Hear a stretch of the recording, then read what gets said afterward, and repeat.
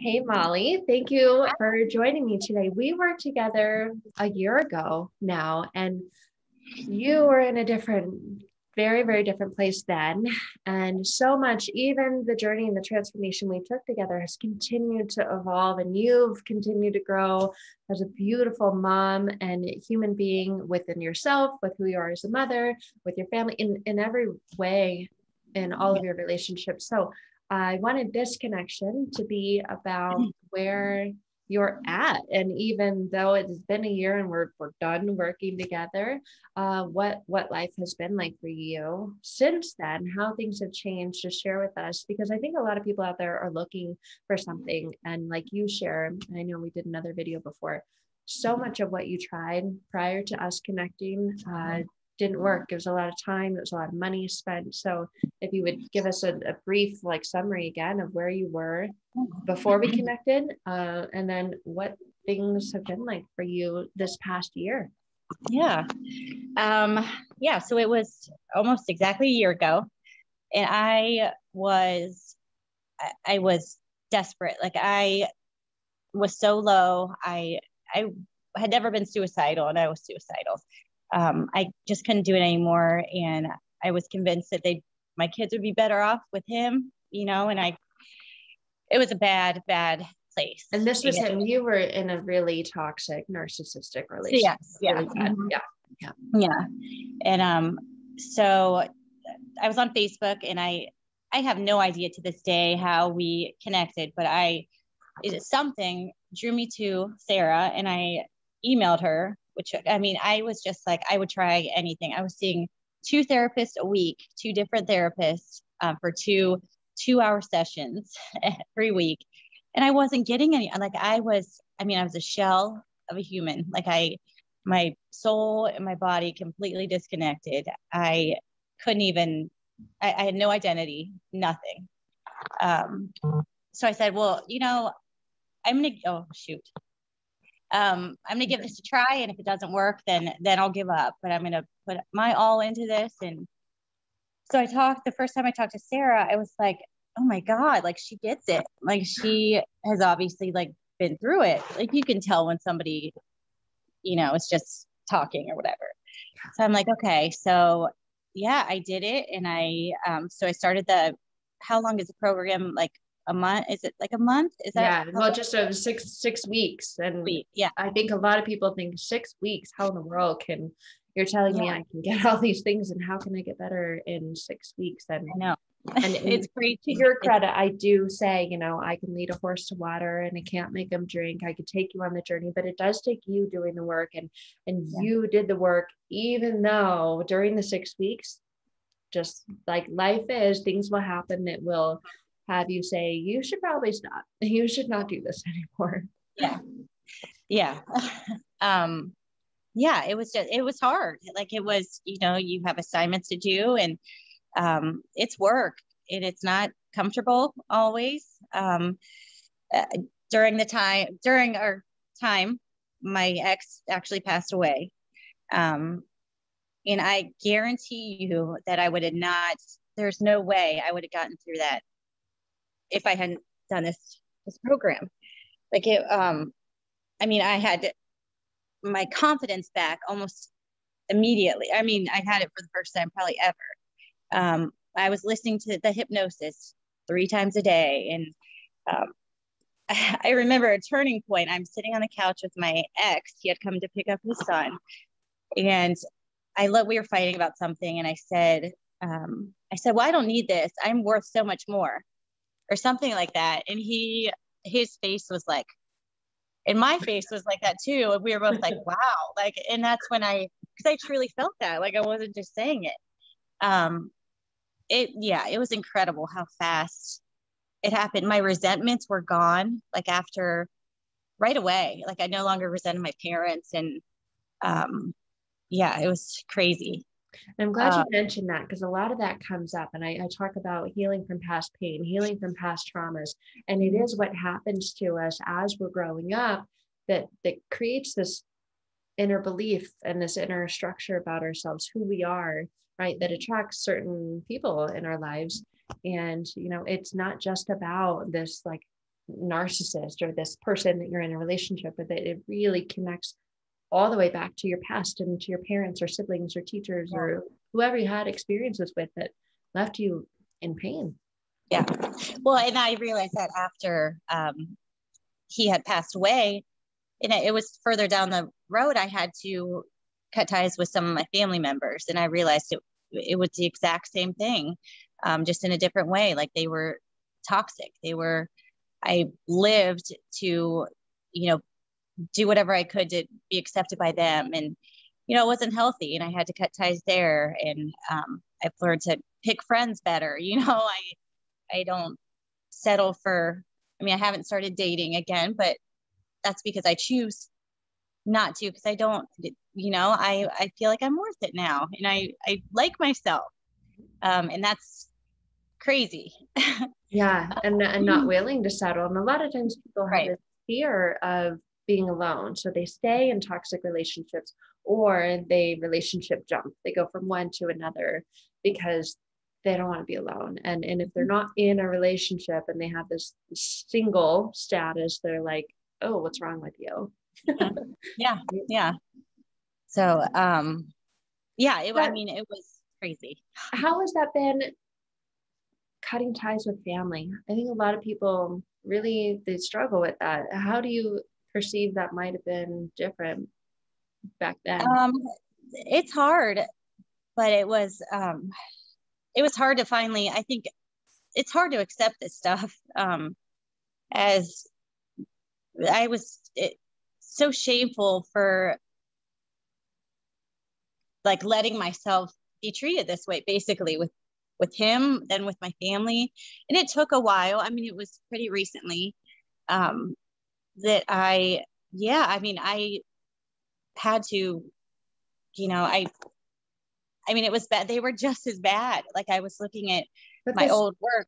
Yeah. Yeah. You did mention this before we started, that you're looking back at your old work, and it seems like this inner confidence, this inner trust in yourself, this inner sense of self-worth has continued to grow and evolve and continue to have an impact on you and the people, the experiences that you let in your life now.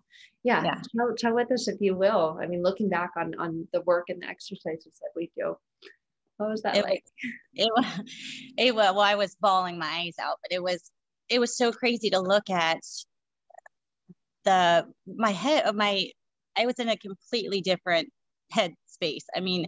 I wrote a letter to my inner child, and I was praising my sisters and praising my family. And it wasn't like I still had that mask, on at the very beginning. Like I believed that was me, I didn't even know myself. So it was, if I wrote it now, it'd be completely different. It's evolved. Everything has just gotten better and just evolved. Like it hasn't stopped. It wasn't like okay, you're over your ex and, right, you're better now. Right. Yeah. It was a lifelong, and I see a counselor every once in a while, but it's not because I'm need it, it's not because I'm going to be saved or, most of it's reflecting on my journey. That's this year-long journey. Yeah. So it's pretty awesome. Yeah. And so much has changed, and it's been incredible to watch you. Obviously we're connected on different social media platforms, and things that I know that you shared with me, you always wanted to do, but when you thought about doing, questioned yourself, or judge, thought, well, what are other people going to think? They're going to have judgmental thoughts about this or about that. So be happy to share that, because I think a lot of us feel that we have this thing inside of us. We have so many interests, but then there's something that stops us from expressing that or from really going for it. So share that part of your journey. Yeah. During this time, like I had to do a lot to keep my mind off of, it's not easy work. It's not. Yeah. So to kind of take my mind off it, I started painting and doing little, crafty things. And I would never, ever, ever have thought about showing people this stuff, a year ago, or selling it or anything like that. And now I have a little business, and I sell it, my furniture, my art. And it's been incredible. I mean, it's what I feel like I'm in where I'm supposed to be. I'm a nurse, but never really felt passionate about the aspect and, the place I was in nursing, really. And I feel like I found my purpose with that, with the healing. And yeah, it's just amazing. Like I've found where I want to be, where I'm supposed to be. So Wow. Yeah. That's amazing. And I want to ask you if you're comfortable diving more into, because you've mentioned a couple of times it's hard. Mm-hmm. And I've been on this transformation myself, and I really do believe it's a continuum. There's not a stop and start. Mm-hmm. And it is an undoing of the things that were done to Mm-hmm. us. Because those things were done to us, we see, right, these things ourselves in a certain way. What do you think is hard about the process? Because sometimes people say, well, it's hard, right? And I don't want to, I've got enough in my life that's hard. I can't handle this. And they don't want to take any more on. So describe how it's hard and how you were able to get through it when it was hard. Basically I did it because it was my last option. So you have to want to do it. You have to want to make those changes or it's not going to work.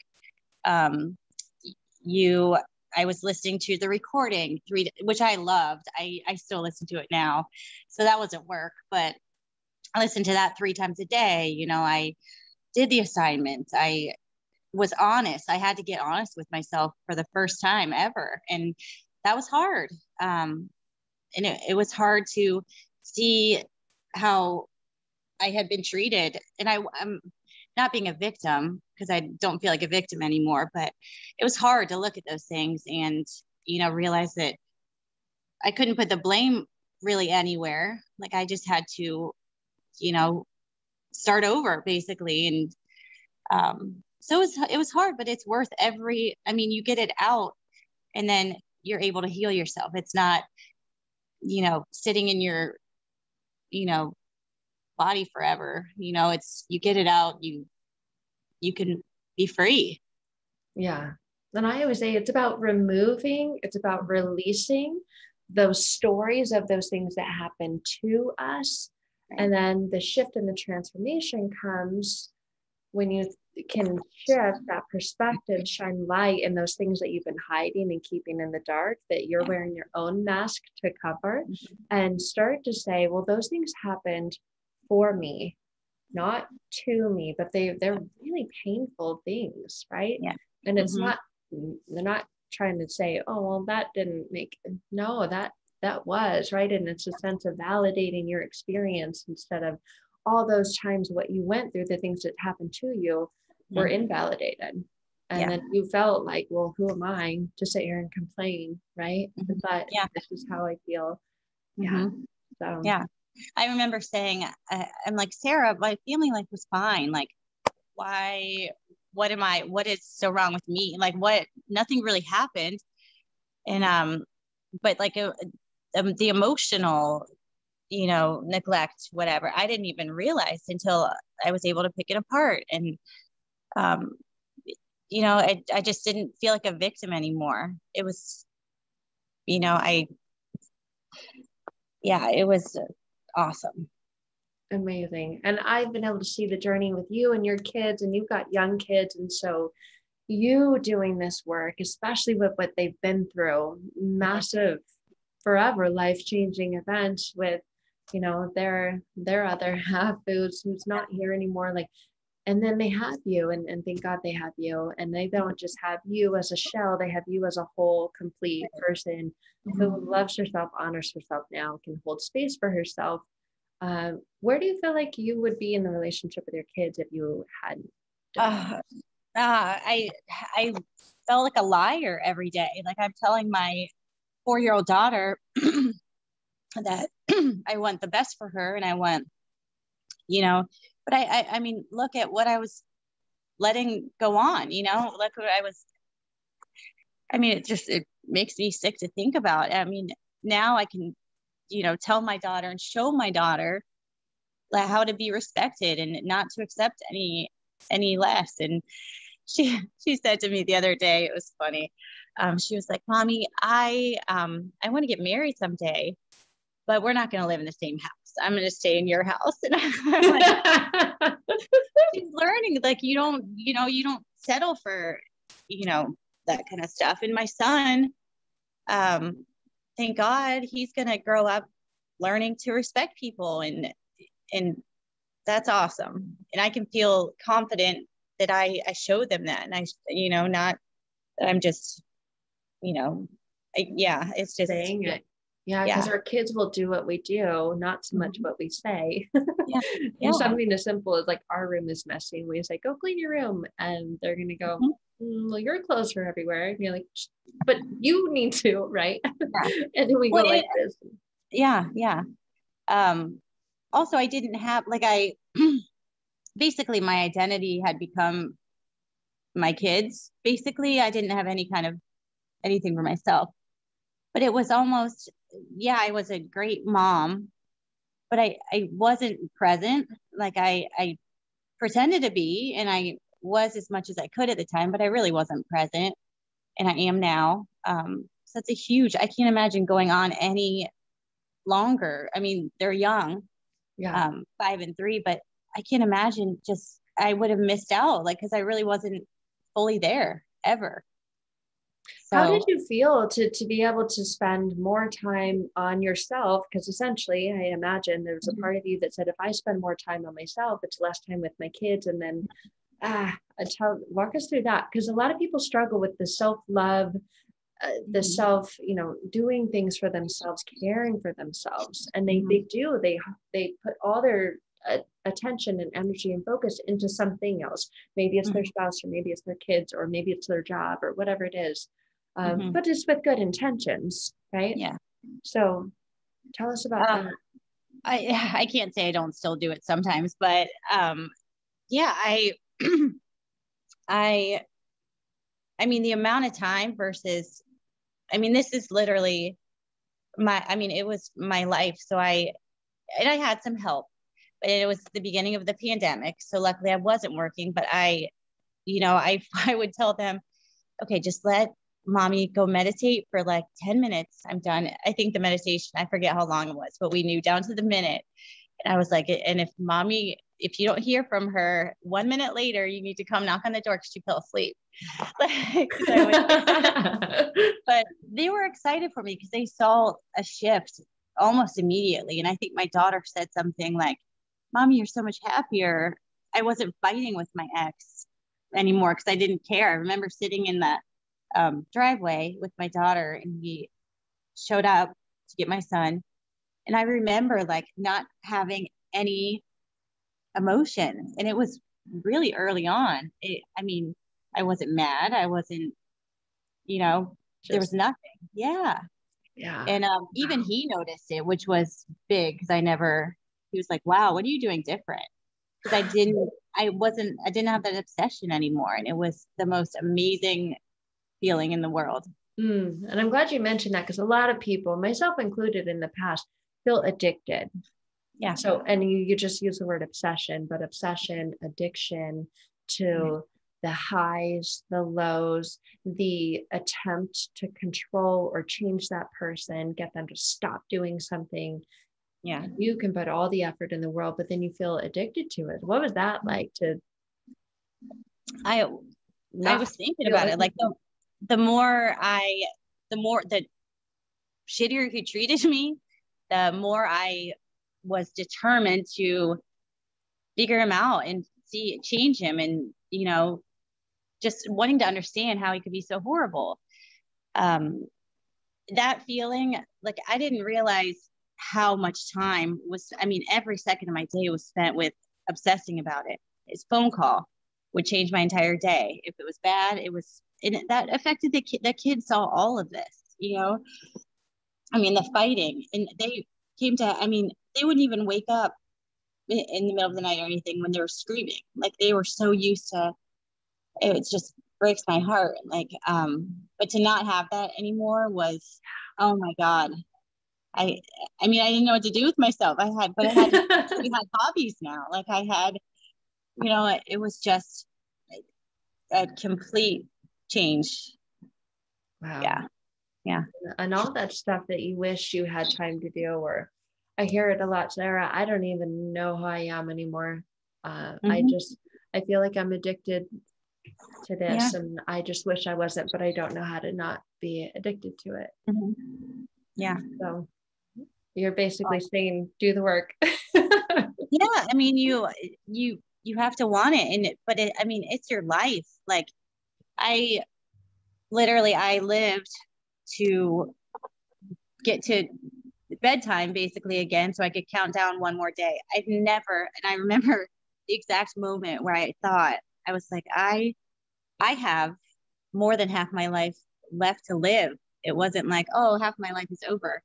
That was a huge change for me, because I was ready to just, accept the fact that I'd never really be happy, and everybody else is happy is really faking it.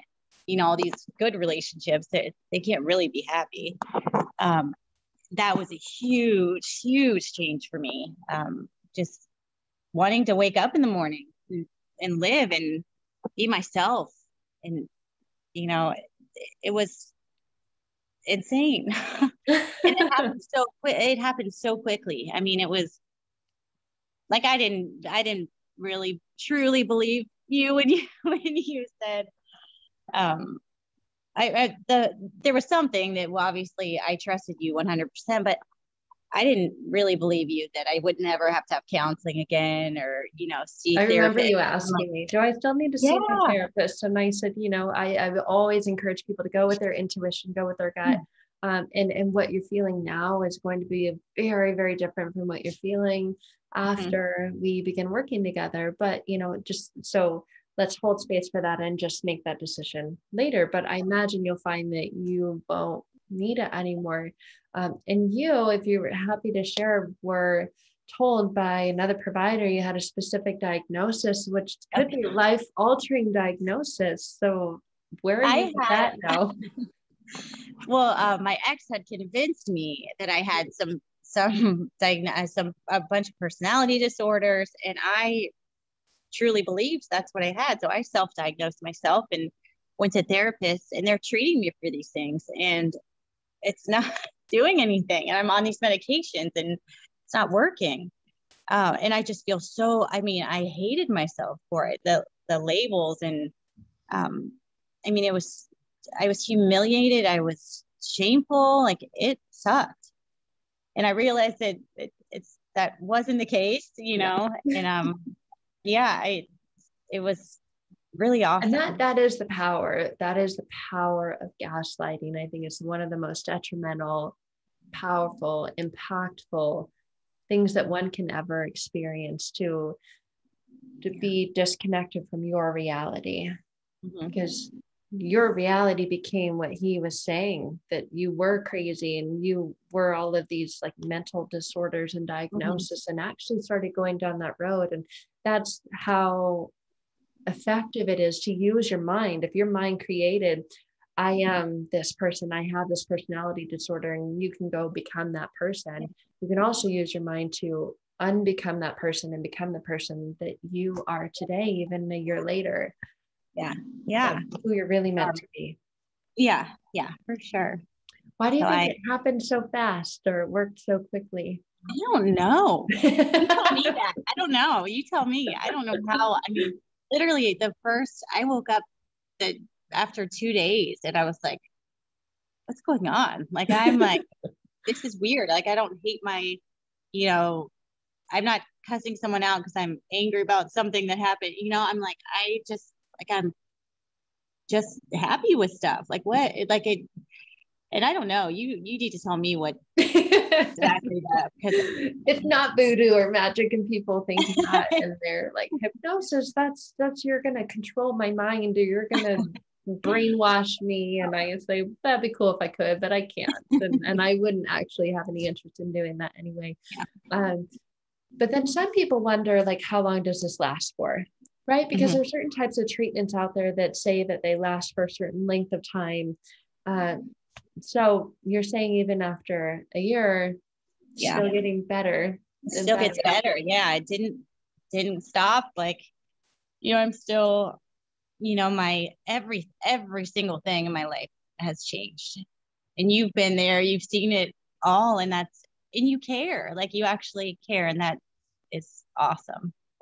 So, and I know you're onto amazing things too, getting more certifications, even going further and further on your journey and on your path. And it's so cool to just be a part of like opening those doors to your true authentic self, that we're ready for you to open them. Yeah, I think that's how it works, I guess. It just have you put the key in and unlock that door. And then some people wonder, well, am I ever going to go back to like you're telling me I may feel amazing, I may feel better now, but what if, am I ever going to go back to that? What would you say? I think I asked you, I was really concerned because I would fall asleep during the meditation. I'm like, Sarah, I don't know. I think we need to start over, because I'm afraid I fell asleep, and you're like, no, just, it's fine. Like, you're still absorbing it. And it was true. Like, my belief system, my, everything just shifted. And I'm not even, I don't even know that person anymore. Like, it's, it just keeps getting better. But what did it shift from too? It shifted from what? Self-hate, and I had no self-worth, and that was a big thing. I had confidence, and I had none of that before. So just in the more, it's like just the ball starts rolling, and then it's I don't know, it's hard to explain. It just keeps getting better. Awesome. Well, thank you, Molly, so much for taking your time today and sharing that. It's amazing, especially a year later, to just see how things continue to get better at a point where you were at your darkest of days. And I've been there too. And you're praying to not have any more days. You're like, okay, well, if you're not going to answer that prayer, I will answer it myself. And thank goodness, right? And stepping out of that darkness into the light, and using, it is rapid. It's rapid transformational therapy. I think the name beautifully says it, hypnosis, and using the power of your mind and altering, shifting, changing your belief systems for the better. And having thank you so much. I think we had just one more thing real quick. Yeah, no, go ahead. It's, it costs money, and it's not like, but I think we had talked about. Yeah, the investment in yourself. How some people have that, like, I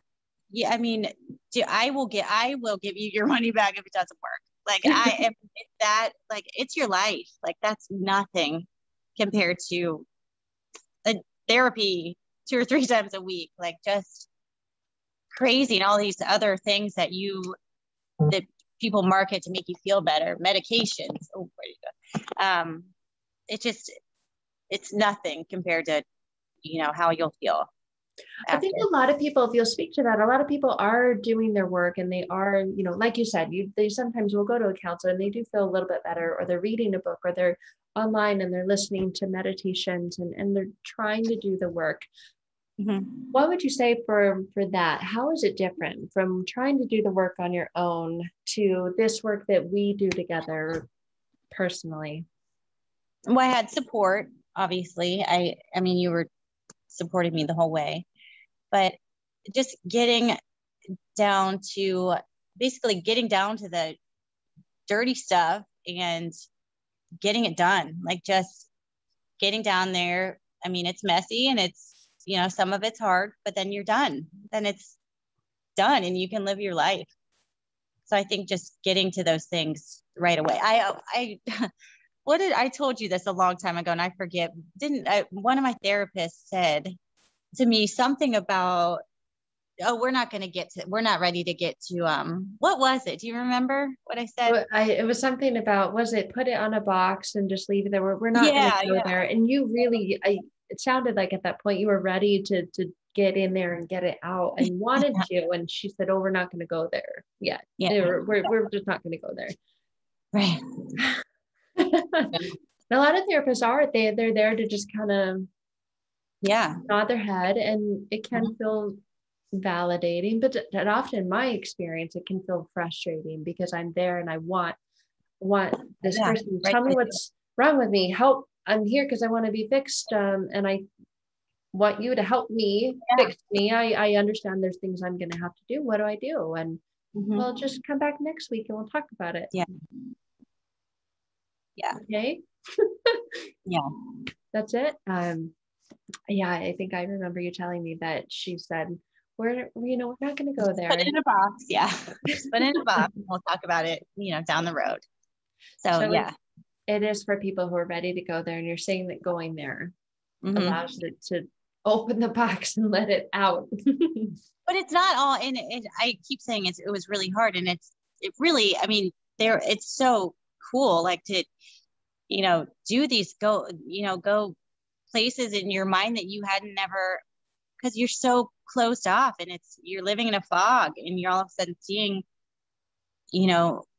all these things that you haven't been able to see for years or whatever, it was really cool at the same time. It wasn't all hard, grueling work.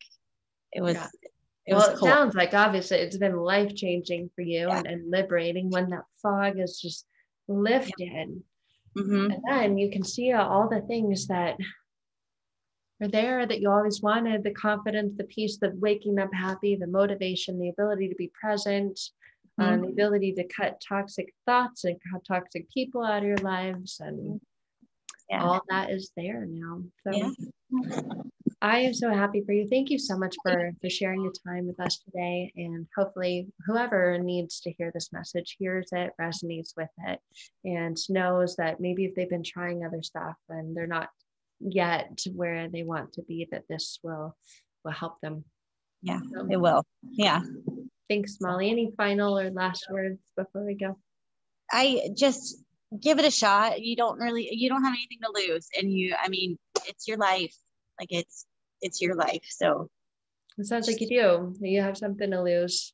Well, yeah. Not living, looking forward to each day. Instead, just when is it bedtime? There's no way to live. No. So there's hope. Well, thank you again so much, and we'll stay connected. I'll chat with you soon. Okay. All right.